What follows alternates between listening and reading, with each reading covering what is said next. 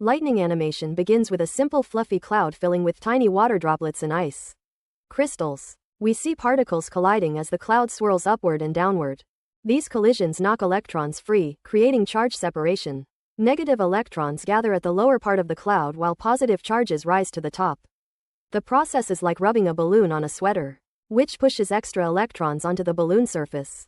On screen text appears, charge separation. Now invisible electric field lines appear, stretching from the negative base toward the positive top. An electric field is a region where a charge feels a force. Because opposite charges are separated, a large potential difference builds up. Typical storm clouds develop tens of millions of volts of potential difference. When the field strength exceeds the dielectric strength of air, the air can no longer insulate. Dielectric strength of air is about 3 million volts per meter.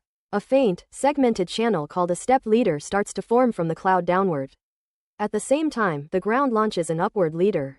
When they meet, a bright flash travels from the ground up. This is the return stroke. Now we calculate a typical cloud-to-ground lightning current. Here are some essential safety tips. Recap: charge separation, electric field, breakdown, and return stroke. Generate your own educational videos for free at eduvids.vercel.app.